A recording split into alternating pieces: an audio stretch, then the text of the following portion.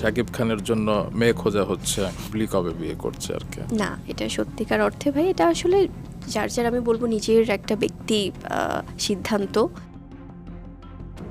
দ্বিতীয়বারের মতো বিয়ের পিঁড়িতে বসেছিল শবনম বুবলি, আর তার সেই দ্বিতীয় হাজবেন্ডও শাকিব খান।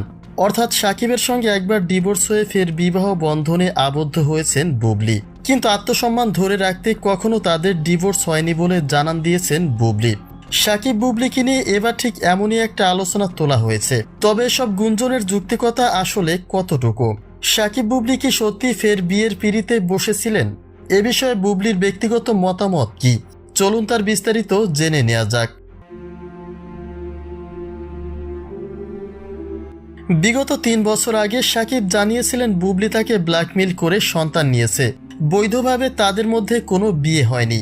আবার তিনি বুবলিকে প্রাক্তন বলেও আখ্যা দিয়েছিলেন। মূলত বুবলির দ্বিতীয় বিয়ের গুঞ্জনটি উঠে আসে এখান থেকেই।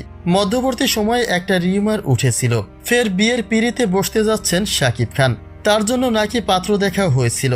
কিন্তু দিন শেষে সেই বুবলির দেখাই মিলেছে শাকিবের সংসারে।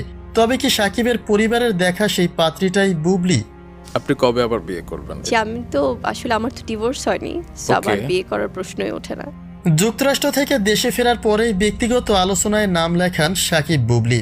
বুবলির দ্বিতীয় অন্তঃসত্ত্বা হওয়ার গুঞ্জনটিও এখন শতভাগ সত্য বলেই ধরা হচ্ছে।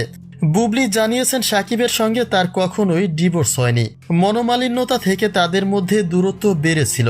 কিন্তু তার বিপরীতে শাকিবের দেওয়া সেই বিচ্ছেদের সুর এবং ফের বিয়ের জন্য পাত্রী দেখা, সকল দিকের বিবেচনায় শাকিব বুবলির ডিভোর্সের বিষয়টি আবারও আলোচনার মূল কেন্দ্রবিন্দু হয়ে ওঠে। বলা হচ্ছে শাকিবের সঙ্গে বুবলির ডিভোর্স হয়েছিল ঠিকই, কিন্তু কলা কৌশলে শাকিবকে ফের নিজের করে নিয়েছেন বুবলি, আর সেই সংসার মজবুত করে নিতে ফের অন্তঃসত্ত্বা হয়েছেন বুবলি।